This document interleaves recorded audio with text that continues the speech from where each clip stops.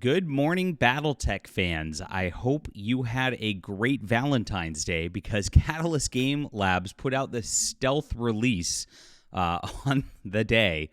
Absolutely crazy that they're going for this weird romance sort of thing. I showed this book cover to my wife, and she was like, a woman doesn't want to read that. And I'm like, I know. Neither do men. And so who is this for? That's the real question mark here. It seems like their entire strategy for what they're doing with Battletech and MechWarrior and Shadowrun over at Catalyst Game Labs is just to humiliate the fan base at this point. And I think this is the agenda that the woke are going for all the way around, because a lot of it doesn't make sense. It's all just cringy. It's not fun. It's not interesting. It's not unique.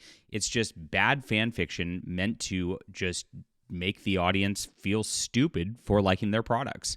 And that's about the only thing that can be done now if you are a Battletech fan, because, gosh, the stuff they're putting out does not work well. Now, the fans are doing something better, which I'll get to in just a minute. And I would love for you to hit the like and subscribe button. Join us here as we talk about all things in science fiction and fantasy, especially military science fiction. I have a new military science fiction graphic novel called The Emerald Array. This takes place in my Terran Imperium Chronicles. And this is designed for you. I wrote this for you guys, the war gamers, the miniatures gamers, the people who love Battletech, Warhammer 40K, Star Wars. This is everything you've asked for. So this is a full male Space Marine unit who is defending the Terran Imperium against the evil Xenos, and it's lots of action, lots of fun. The book is 100% done. It's available on Fund My Comic, and I'm actually going to be getting the final print files in the next couple days here to go over one more time, send it out, the digital version to you guys, and then, of course, get this going to our printer to get a proof copy a couple days later. So this is on its way right now. It is the graphic novel of the year. You're going to absolutely love it. Grab it. It's in the description below. Thank you so much for supporting, and if you have any questions on the book, just feel free to contact me. I love talking about the books. Appreciate everybody who emails me on that front. All right, well, I'll never be hired to write Battletech stuff. I can tell you that right now, though I am making my own mech content coming soon, too. Catalyst Game Labs has made some puzzling choices in recent years with their Battletech franchise, but a new Battletech romance, Hungry Like the Wolf novel by Christina F. York, is leaving fans puzzled as to what they're doing with the franchise. Increasingly, those involved with official fandom of Battletech have been pushing into woke activism and feminism in recent years. Most notably, Battletech author Blaine Pardo, the man responsible for much of the Battleground lore and many of the most famous novels of the game, was fired from Catalyst Game Labs because of an online stalker who pretended to be a woman making threats about him. Blaine Pardo is currently suing the Topps Corporation, who owns the license for Catalyst Game Labs, for breach of contract. However, the company's official stance, pushing identity politics as part of its mantra, has emboldened woke activists in the local communities to begin harassing players in real life for their political stances. It's been a very bad year on this front. Now, Pardo's got a new book out with Mike Barron, who's another great science fiction writer, and their action adventures called Tenure. I just finished this up on Audible. Been a lot of fun on this level. And back in the Battletech universe, this is where they're going. Here's your cover reveal, my friends. Hungry Like the Wolf, Christina F. York. Now, I had to do some research into this because this is actually a gag that came out last year. Or it was a gag by Michael A. Stackpole, who was messing around at a convention. He ended up posting on his Patreon some ideas for, this, because he's just showing how his breadth of his writer. And then this guy here, Big Red 40 Tech, made this, sort of novella sort of thing, calling himself Michaela Stackpole, Hungry Like the Wolf, and started talking about this and making an audio drama into it. So this came out last year. It was an unofficial fan thing. This guy's ingratiated himself into Battletech fandom in Catalyst Game Labs and really has been just sucking up to them very, very hard in recent years. And so I guess they wanted to reward him by making this into a concept. So you see the original cover art that we see here. It's the same thing right here. But notice he's not the writer of this, Christina F. York. So there's rumors going around right now that Christina F. York is that guy. That's not the case. Christina F. York is a writer who's written a lot of books. I'm actually familiar with her work because I'm a big Star Trek novel verse fan. And she's done a bunch of novellas for Star Trek, which this is one of them, Next Generation Slings and Arrows. And she's done a bunch of Corps of Engineers ones also with her husband, Stephen York. They co-write these novellas together. And I think they've done 4 or 5 of them, if I recall. It's been a while.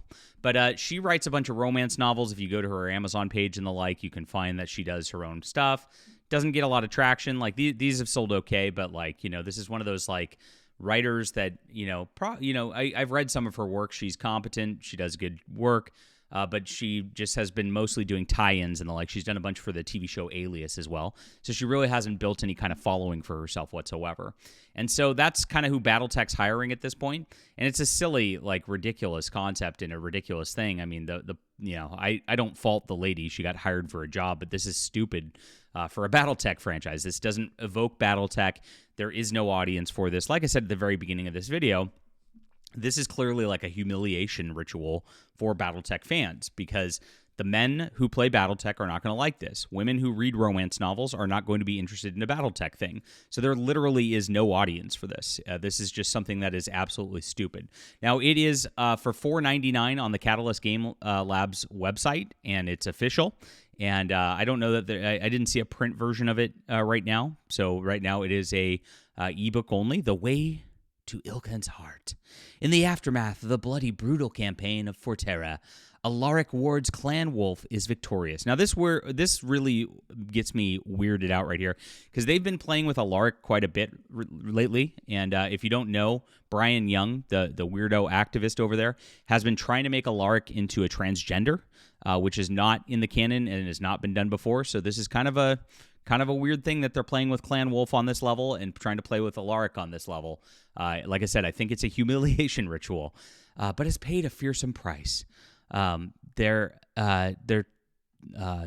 Tillman nearly crushed. The clan must rebuild quickly, for there are more adversaries outside the fortress wall.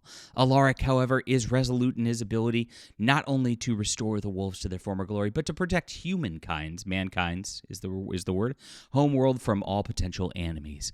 However, there is much more that needs rebuilding, including the ravaged planet of Terra itself. So, leading the charge is Dr. Darvendra Elstone, head of one of the largest remaining non-government organizations tasked with helping save the exhausted, defeated populace and start restoring the planet's shattered cities, a monumental undertaking that pits her against the newly declared ruler of Terra, Ilklan Alaric Ward. Okay, so this is interesting. So Alaric Ward, even though this is the deal, sparks fly, whatever, neither kind they expected, at least they make him straight, I guess. Hey, there's the twist. It's not gay, thank God, on that level. But this is what they're doing with Battletech. It doesn't make sense whatsoever. I don't understand who would want to read this or whatever. Like I said, Christina York's a competent writer.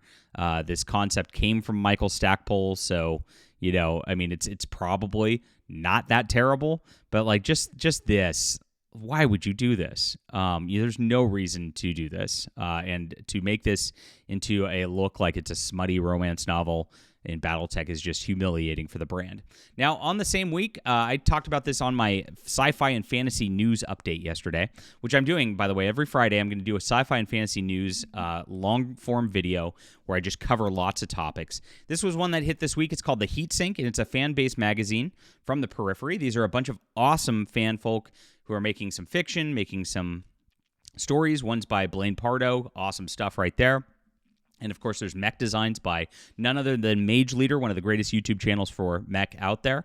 And a bunch of awesome people who are also friends of mine, Minis and Dumbbells, and The Sixth World are on here as well. Kudos to you guys for doing this. It's absolutely free, so you can read this nice magazine because it is just fan fiction for free. And it is in the description below if you guys want to grab this for them. So this is what the fans are doing. This is what the real MechWarrior fans and what the real Battletech fans are doing. While Catalyst Game Labs does something absolutely stupid. Now, again, like conceptually, like there's no problem with this conceptually. Like I said, at least they made Alaric straight. It does sound like it's a decent plot. Of course, it came from Stackpole to begin with.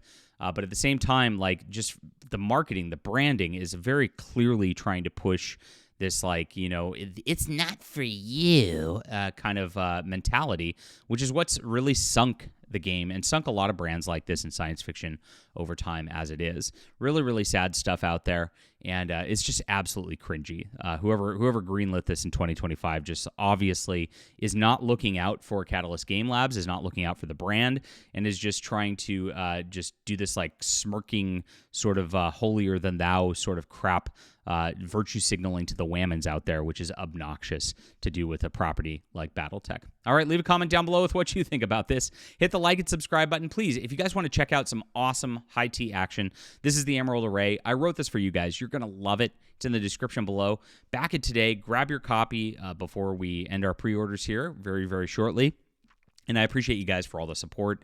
Thank you for being there and making our comics a huge success. We'll be back soon.